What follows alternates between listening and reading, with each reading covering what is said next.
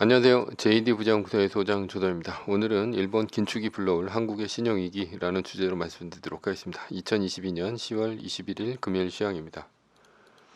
유튜브 멤버십에서는 최근 JD부장부서 투자 현황에 대해서 알 수 있습니다. 관심 있으신 분들은 동영상 아래 댓글 링크를 참조해 주시기 바랍니다.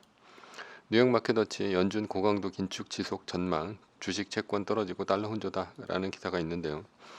어제는 나스닥이 0.61%, S&P 500 지수는 0.80%, 다우존스 지수는 0.30% 밀리면서 3대 지수 모두 하락했습니다.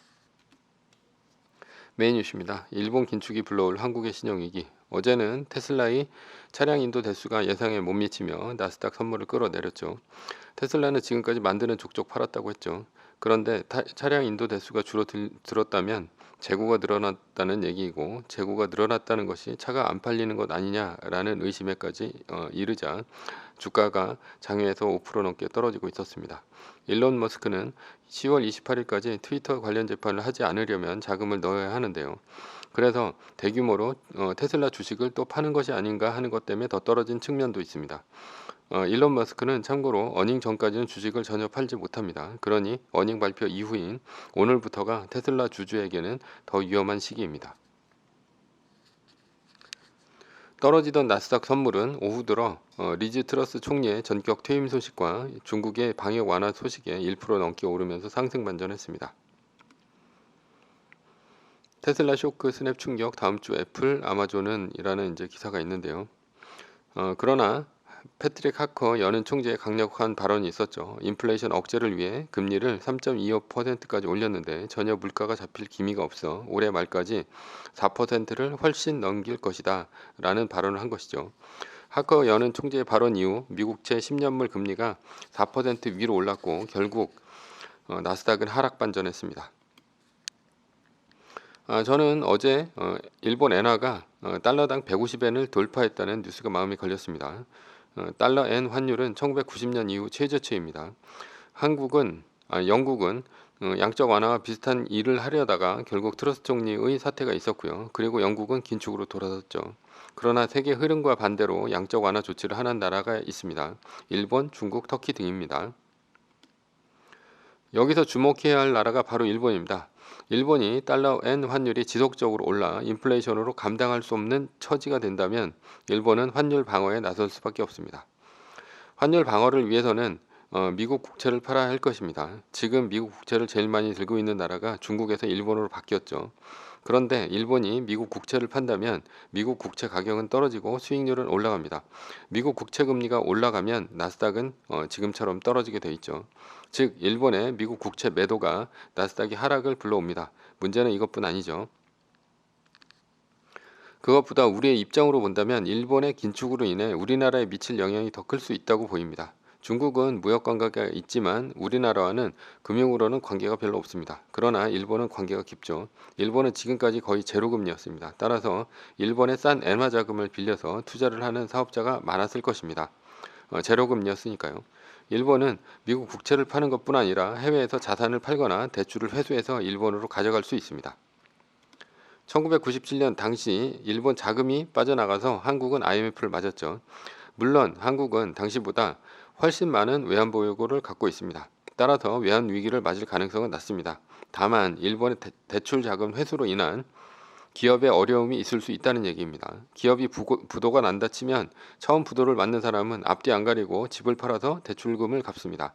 따라서 알짜배기 부동산이 굉장히 많이 떨어질 가능성이 있습니다. 은행 예적금도 빅스텝 연 5%, 대세 7% 우대 상품도 있다라는 이제 기사가 있는데요. 요즘 은행 정기 예금 금리가 5%에 육박하고요. 저축은행은 6%가 넘고 있습니다. 왜 이렇게 예금 금리가 높을까요? 당연히 한은이 기준금리를 3%대까지 올렸기 때문이기도 하지만 회사채 시장이 망가져서입니다. 지금은 주식시장이 빙하기죠. 따라서 기업은 당연히 주식 공개, 즉 IPO로 주식시장에서 자금을 끌어모으는 것은 끝이 났습니다. 무이자로 자금 끌어모으는 시장은 이제는 없다는 뜻이죠. 그렇다면 회사채를 발행해서 자금을 끌어와야 하는데 한전이 5%대를 주니 웬만한 회사채는 7, 8% 줘야 합니다. 그러나 그 이상의 금리를 준다 하더라도 회사채는 요즘 팔리지가 않습니다. 자금 끌어모으기가 쉽지가 않다는 얘기죠. 롯데건설 5천억 차입, 재무 안전성 강화라는 이제 기사가 있는데요. 그래서 롯데건설이 롯데케미칼에게 돈을 빌린 것입니다. 회사채 시장에서 자금 조달이 쉽지 않아서 결국은 모회사로부터 자금을 빌린 것이죠. 그래서 요즘 기업이 돈이 필요해서 은행으로 몰려가고 있습니다. 은행에서는 무작정 기업에 대출해 줄 수가 없습니다. BIS 비율 등을 맞춰야 하기 때문이죠. 그래서 자본이 더 많아야 더 많이 대출을 해줄 수가 있습니다. 따라서 은행이 시중에 5%대 특판 예금을 판매하고 있는 이유입니다.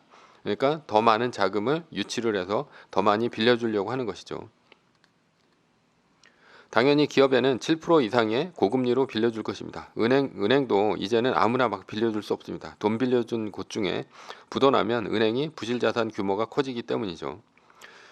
지금 기업들은 돈이 모자릅니다. 그래서 비싸게라도 돈을 빌리고 싶지만 기업들은 갈수록 돈 빌리기가 더 어렵죠. 요즘에 뭐 PF 시장도 난리가 났죠. 그래서 증권사 같은 경우도 뭐 어디가 부도가 난다 뭐 이런 소문들이 있습니다. 결론입니다. 기업은 대내외 긴축으로 돈 가뭄에 시달리고 있습니다. 그런 와중에 일본의 긴축 시작은 우리나라의 신용경색 쓰나미를 몰고 올 수 있습니다. 쓰나미는 결국 가계부채 시장을 때리고요. 부동산을 추가로 하락시킬 수 있습니다. 매뉴얼입니다. 세계 1등 주식은 전고점 대비 2.5% 떨어질 때마다 10%씩 팔면서 리밸런싱을 하다가 나스닥 마이너스 3%가 뜨면 말뚝을 박는 것입니다. 그러다 반등이 시작되면 V자 반등 리밸런싱을 하면 됩니다. 자세한 내용은 JD부장연구소 다음 카페를 참조하시거나 동영상 밑에 리밸런싱 말뚝박기 댓글 링크를 참조하시기 바랍니다. 전제는 세계 1등 주식은 우상향 합니다. 매뉴얼을 지키며 세계 1등에 투자하면 매년 25%의 복리로 10년간 10배, 20년간 100배로 재산을 불릴 수도 있습니다. 위의 상황은 매뉴얼일 뿐입니다. 따를 사람은 따르고 참고할 사람은 참고하시면 됩니다. 주식을 사고 파는 것에 대한 모든 책임과 이득은 본인에게 있습니다. 매뉴얼을 지키려면 머리를 쓰지 말고 머리를 쓰려면 매뉴얼을 지키지 맙시다. 오늘은 일본 긴축이 불러올 한국의 신용 위기라는 주제로 말씀드렸고요. 지금까지 JD부장연구소의 소장 조던이었습니다. 컨텐츠가 좋았다면 구독, 좋아요, 알람 설정 부탁드립니다. 지금까지 들어주셔서 감사합니다.